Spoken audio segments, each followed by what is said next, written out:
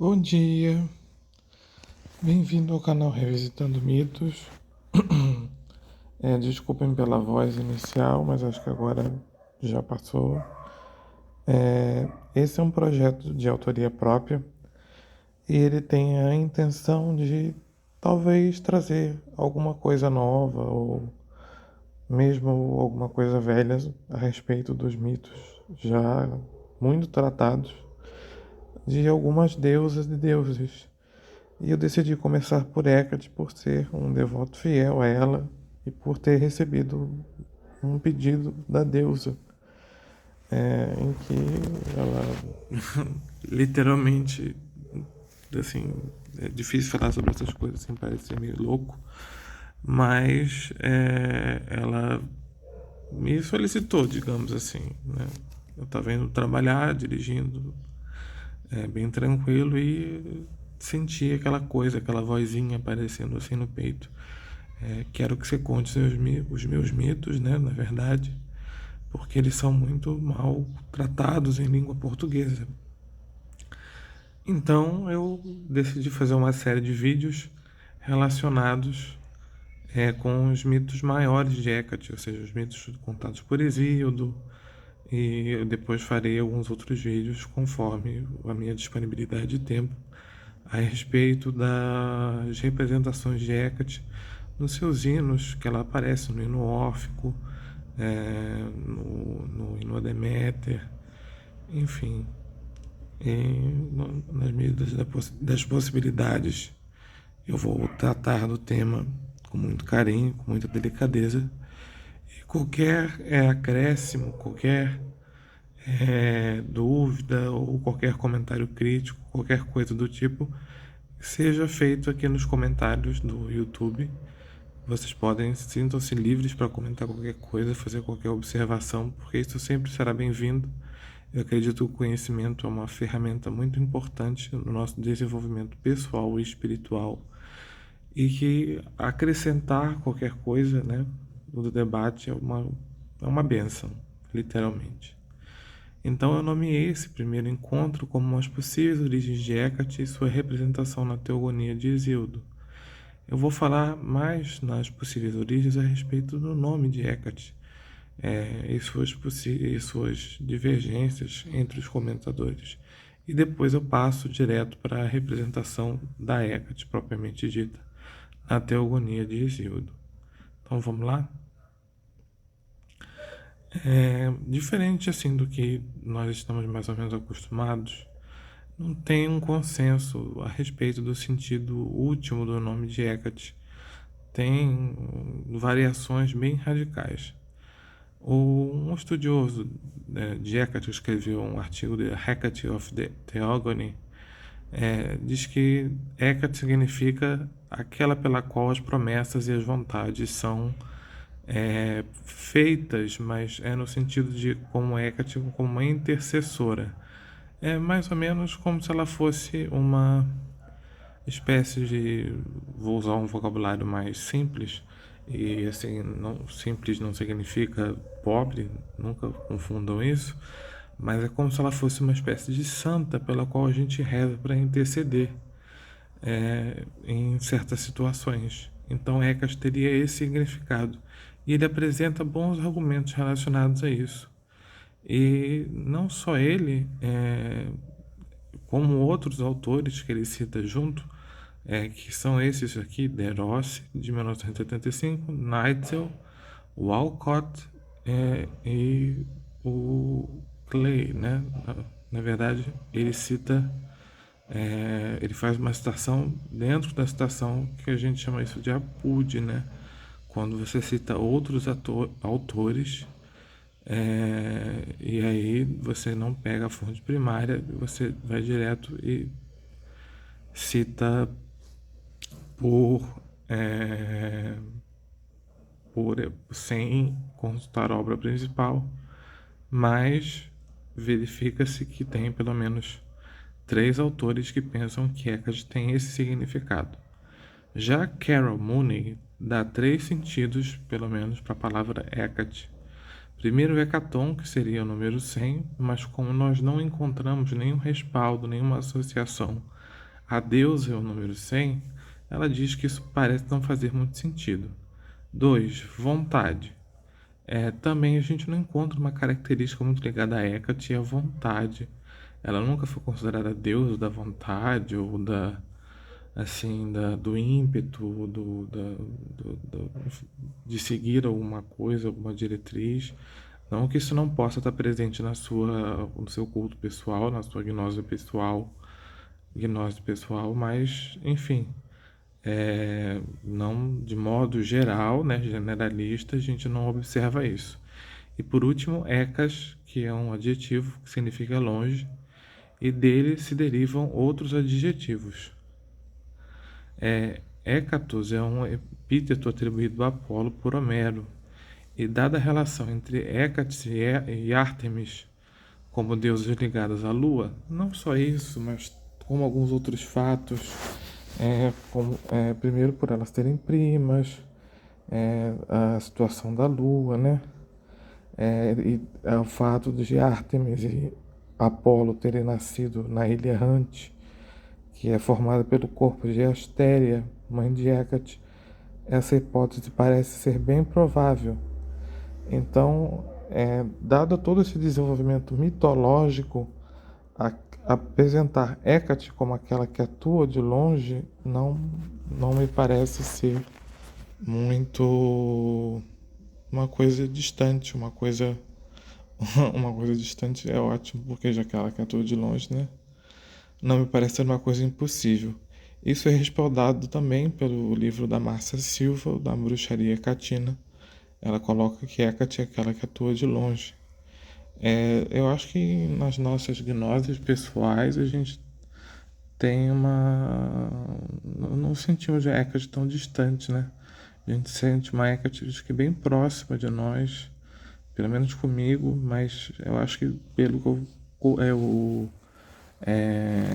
troco com as pessoas e vejo elas comentando, a Hecate está sempre bem próxima.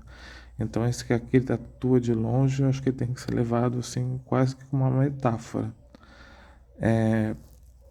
E tem uma última hipótese corroborada por Mooney, que Hecate não tem origem grega, e ela vai pegar isso do Krause, e o Bix é um outro autor, e também vai dizer que isso não tem origem helênica.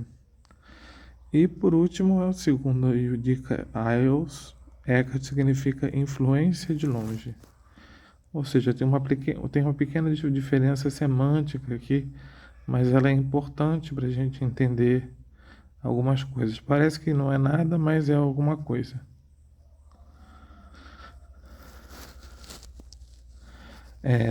E a teogonia, gente? O que é a teogonia? Teogonia é o poema grego clássico que vai dizer sobre a origem do cosmos, a origem dos deuses, do universo. É uma narrativa grega sobre isso, né? Muitas culturas não têm esse tipo de narrativa, outras culturas são totalmente oralizadas e nunca tiveram a necessidade de ter essa narrativa escrita. Mas o Hesíodo teve essa iniciativa e ele fez esse poema, que são os 1022 versos hexâmetros. O que são versos hexâmetros? São versos num estilo, num tipo, numa padronagem métrica. Eu peguei um exemplo aqui do Virgílio nas Bucólicas, no livro 4:49, está em latim, mas não é para vocês entenderem o significado, porque nem eu sei a tradução disso, mas é para entender como funciona essa rima. Cara de um sub les mas gnus iovis incrementum. Então, tem assim, uma coisa na rima que ela é o agente facilitador da memorização. Então, tem todo o ideal grego aqui dá para a ideia da educação grega, daquilo que é colocado como o que deve ser memorizado, estar na mente.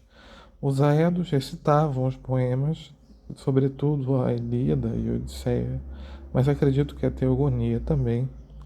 E isso tinha que ser uma coisa que fizesse parte do cotidiano grego, até mesmo na vida pública, né? Na verdade, isso, os aedos recitavam na ágora, né? Na praça pública. Então, a transmissão disso ela é feita tudo de maneira a pensar nessa questão pública. Então, tanto que o mesmo versos hexâmetros são utilizados na Odisseia e na Ilíada. Então, não é uma invenção exatamente original. E depois vai ser usado no Vigílio, né, um poeta romano, e vai ser utilizado em vários outros poetas romanos.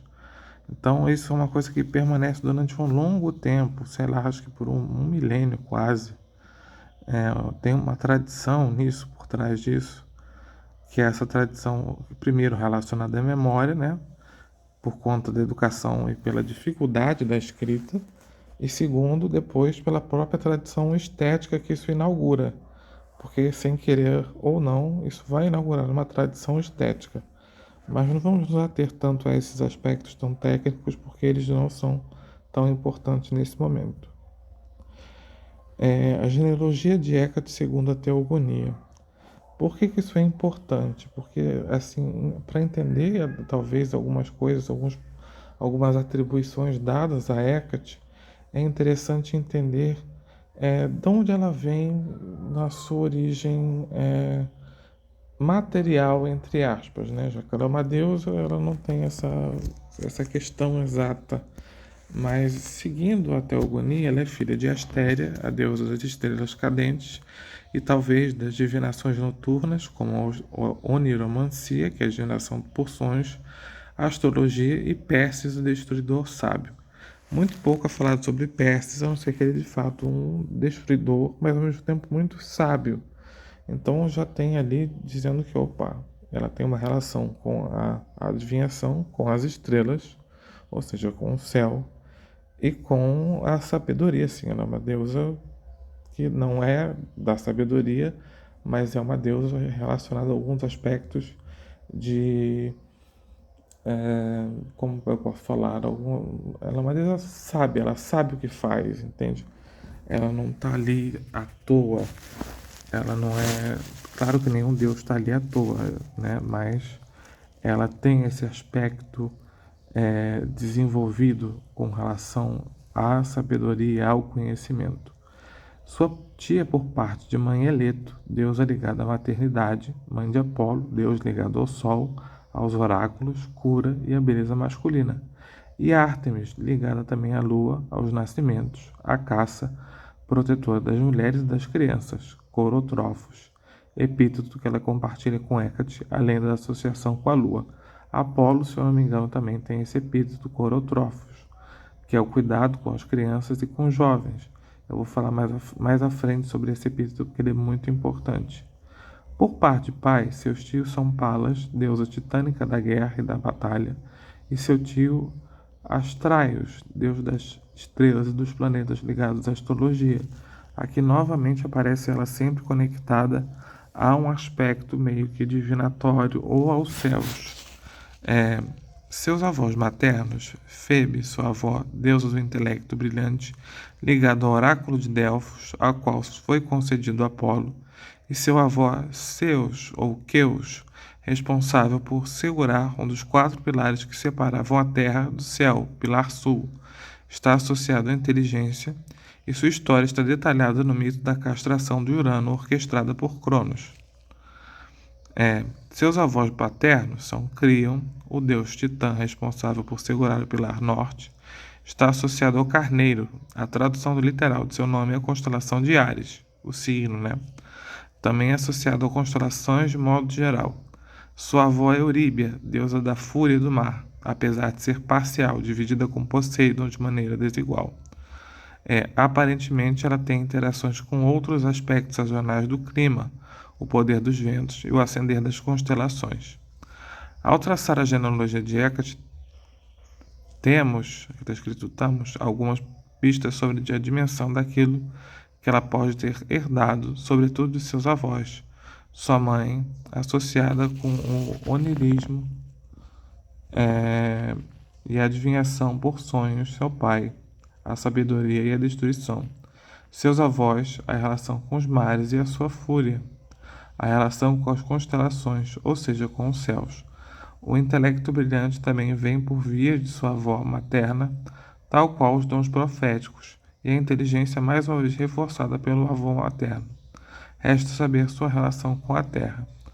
Vou fazer a pequena correção desse trecho que está dessa palavra, se eu conseguir, né? Não, vou deixar assim mesmo, não tem problema, tem um errinho. Já a teogonia, vamos partir para ela. Aqui é onde tem as coisas que eu acho que ficaram. Eu deixei, eu não, eu abordei a teogonia da seguinte forma. Eu peguei a situação e os aspectos que eu acho que são mais, talvez, não negligenciados, mas trabalhados de forma, às vezes, a esquecer termos específicos, foram os que eu falei, opa, esses são os que são necessários trabalhar. Então o texto inicia contando sobre a noite de amor entre Febe e Coios e como isto deu origem a Leto e Astéria. Em seguida se conta sobre a relação entre Perses e Astéria que deu origem a Hécate, filha única do casal. Já ocorre uma espécie de salto temporal, pois da origem, do nascimento de Hécate, já se cita o fato de que Zeus a honrou. E aqui temos algumas questões sobre essa honra e de como isto não se trata de um presente do acaso. De acordo com Frank Calance, o termo timé, geralmente a gente fala timé, que a gente traduz por honra, formador do nome, e assim pensamos no sentido da fala desta personagem, aqui ela está se referindo a Diotima de Mantinéia no Banquete de Platão, porque esse é um livro sobre Platão. Mas aqui ela está explicando o termo timé. Então não estranhe essa coisa do sentido da fala desta personagem, tá? Porque ela está fazendo uma referência a uma Diotima que não tem nada a ver com a teogonia, tá, gente? Apresenta uma significação bastante precisa da fala desta personagem. Apresenta no que diz respeito ao plano do divino, que não encontra paralelo em nossa língua. Mesmo em sua tradução mais corrente, por honra, as timai constituem o principal atributo da divindade, em sua maneira grega de experienciá-la. Elas dizem respeito à parte ou lote que cabe a cada deus, seu âmbito de manifestação, sendo que muitas vezes estes âmbitos se imbricam e interpenetram, tornando-se assim difícil distingui-los. Essa não distinção, contudo, é uma ofensa grave, a maior talvez que os homens podem fazer à divindade. Negar a um Deus uma timé equivale a retirar-lhe o âmbito de sua manifestação. Assim fazendo, estamos diminuindo seu ser ao recusar-lhe a presença enquanto um de seus aspectos determinados. Ou seja, quando Deus está dizendo que ela é mais honrada, que etc e tal, ele não está fazendo um favor a Hecate, ele não está dando presente a Hecate, ele não está dizendo, ele está reconhecendo um fato que é extremamente importante na vida da deusa. Ele está dizendo, olha, isso aqui é seu, eu não posso simplesmente retirar, porque caso eu retire, eu estou caindo em híbris, inclusive. Zeus cairia em híbris. Seria uma espécie de pecado divino, inclusive. Isso se aplica aos deuses também. Dizer que Hecate não tem os seus atributos, as suas timai respeitadas. E que timai são essas? De acordo com a teogonia, elas são 4. Tem outras situações que são descritas, mas elas não são descritas como timai. E eu vou explicar isso mais à frente. Mas as que são timai são 4. Pelo menos com essa palavra são 4. Então Zeus não estava dando presente para Hecate nem reconhecendo algo de extraordinário. Ele estava apenas mostrando aquilo que já pertencia à deusa e lhe é comum, suas timai. E quais são essas? Aí eu digo, uma porção em 3 reinos que a humanidade está conectada em alguma forma. E tem uma quarta, que é a Corotrofos, que eu não coloquei aqui, mas eu vou falar sobre ela de toda forma, que está no slide. Primeira timé, parte da terra. Gaies, a pronúncia aproximada a isso. A terra como país ou a terra como elemento. E é muito complexo isso, porque geralmente as pessoas pensam, ah, é tectônica, beleza, não está errado, isso não é um cair em erro, mas isso não está na origem de Hecate na teogonia. Isso não saiu da teogonia. Na teogonia, Hecate não é apresentada como uma deusa quitônica. E terra lá, nesse sentido, não é terra no sentido fundo da coisa, é a terra comum. Gaias, que vem de Gaia, está aqui declinado na primeira declinação, acho que do genitivo. O que é isso? As línguas, algumas línguas, elas são. Tem um termo específico para isso que me foge a memória agora, que são. Elas declinam, assim, elas não têm a sua. As palavras mudam de acordo com a função sintática que elas exercem na frase. No caso do português, isso desapareceu. Fica meio oculto, né? Fica meio. A gente até declina, por exemplo, em gênero, menino, menina, cão, e cadela. Se bem que isso não é exatamente. Isso é uma declinação. Mas no grego isso é mais forte. Então, quando uma palavra vai mudar a sua função sintática, ela vai mudar de caso, né? Aí tem um genitivo, dativo. Vocês dêem um Google nisso, porque eu não sou a melhor pessoa para pesquisar isso. Mas Gaia aqui deixa de ser um substantivo, digamos assim, um nome, e se torna um adjunto adnominal, ou seja, ele vai atribuir algo ao substantivo. Então ficaria Hecate Gaias, seria Hecate da terra. Então, da terra que eu digo é a terra comum, é a terra que nós aqui habitamos, que os homens habitam, que eles estão ali.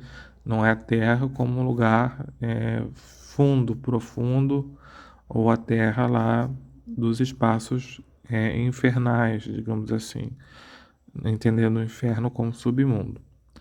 A segunda Timé é parte do mar infecundo, Talasses. É um termo bem arcaico para designar um mar possivelmente excessivamente salgado. Então é um mar infecundo que não dá muito peixe. Por outro lado, achei algumas traduções que diziam que isso é um mar comum. Então eu não tenho, não é certeza, é porque os dicionários falham na hora às vezes de traduzir isso do grego para o outro. Então não é enalian que a gente usa, que também é usado para o mar. Na teogonia não aparece essa palavra, aparece telasses, que deve ser de talastos, então também está declinado. A terceira Timé, parte do céu constelado, Urano, que é como está escrito aqui, é o único termo que se assemelha com o epíteto utilizado hoje para designar uma característica de Hecate nos dias atuais, urânio. A gente usa ainda esse epíteto, né, para designar celeste. Mas tirando ele nós não usamos nem Gaias, nem Talasses para evocar essas características de Hecate. Talvez fosse interessante que a gente acrescentasse isso aos nossos cursos quando quisesse, por exemplo, trabalhar. E o que isso quer dizer? Quer dizer que Hecate, pelo menos na teogonia, ela se trata de uma deusa solar, não lunar. Apesar dela ter os seus aspectos relacionados aos céus, o céu é o céu constelado, não é um céu comum. Então, temos aqui mais alguns detalhes relacionados ao que? Aqui, então, temos a imagem de uma deusa solar, não há aspectos lunares aqui em sua relação com a Terra, quer dizer, em sua relação com a Terra, o que tudo indica, trata-se de uma deidade pré-grega. Por quê? No sentido que era cultuado pelos povos conhecidos como indo-europeus, pois a Terra é considerada um símbolo de fertilidade.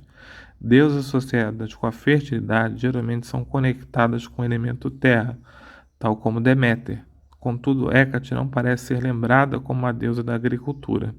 O que podemos conjecturar é que ela é lembrada entre os homens e que a eles dedicam preces para conseguir vitórias e intervenções juntos aos outros deuses e seu culto ser doméstico. Tendo de acordo com Aristófanes em As Vespas, Aristófanes é um autor grego, mais ou menos de 400 e alguma coisa, e As Vespas é uma peça dele de teatro, cada um altar para Hécate em sua casa.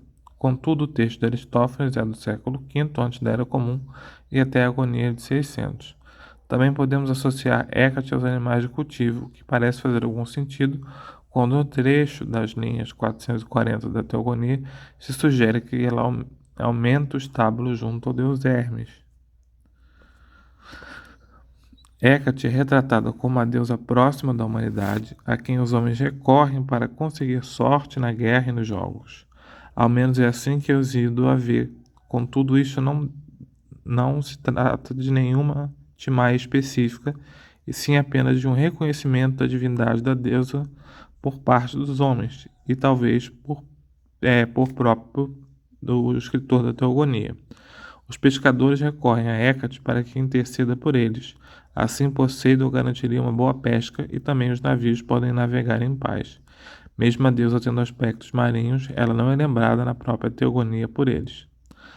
A última e mais pregnante Maia, isso aí já é uma opinião pessoal, e mais esquecida que aparece em Teogonia, é a de nutridora, cuidadora das crianças e dos jovens, Corotrofos.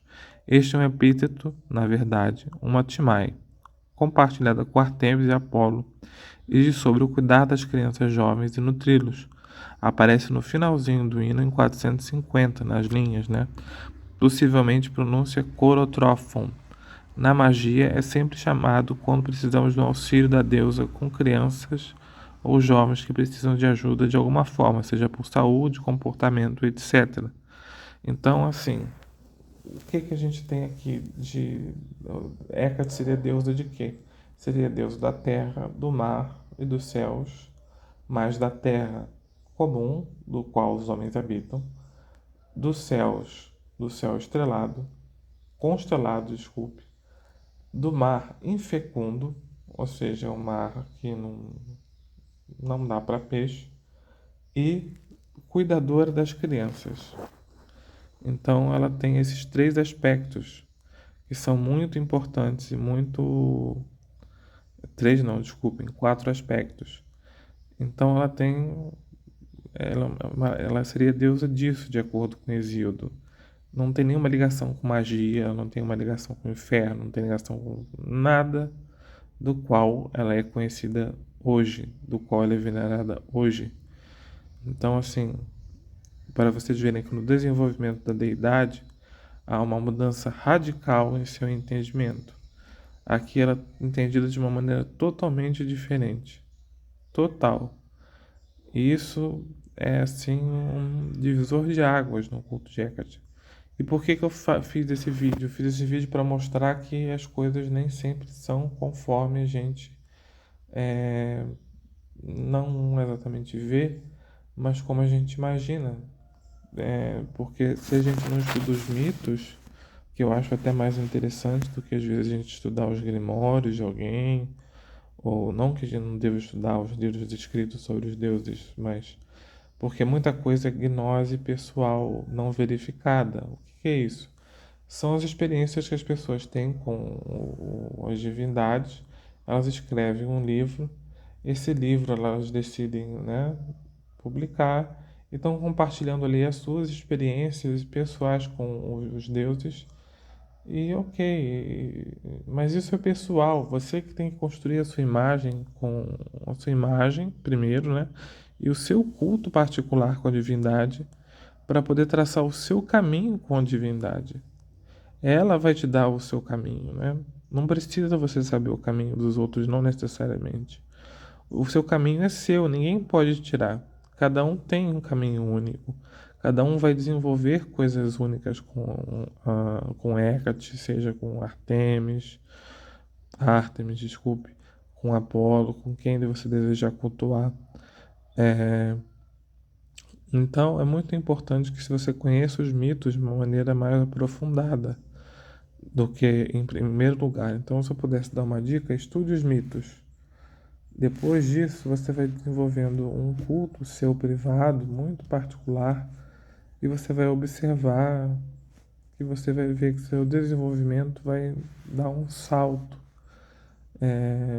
Eu acredito muito nisso. Eu acho que isso é uma forma muito mais interessante de você trabalhar com com a deusa, né? Com Hecate, ou com quer que seja, sem você gastar rios de dinheiro comprando um monte de livros. Até porque os livros são caros, tem gente que está sem dinheiro para comprar comida, então imagina comprar livro. Outra coisa, esse trabalho também é um trabalho totalmente gratuito que eu estou fazendo, para que as pessoas possam ter acesso a isso, porque o que elas vão ter que gastar é a banda da internet, mas infelizmente não tem outra forma. Quisera eu que eu pudesse ter totalmente de graça, porque tem gente que não tem acesso à teogonia, até tem para baixar, mas não vai entender direito, ou então não vai entender quais são as partes principais, o que é mais importante, o que não é. Então, esse é um trabalho que eu faço de divulgação totalmente gratuito para que as pessoas possam, enfim, ter acesso mesmo a um conteúdo com um pouco mais de qualidade. E, enfim, aproveitem, e possam comentar, e criticar ou elogiar, tirar dúvidas, enfim. Eu agradeço a atenção de vocês e que vocês tenham aí uns belos dias, uma boa jornada e até o próximo vídeo. Muito obrigado pela atenção.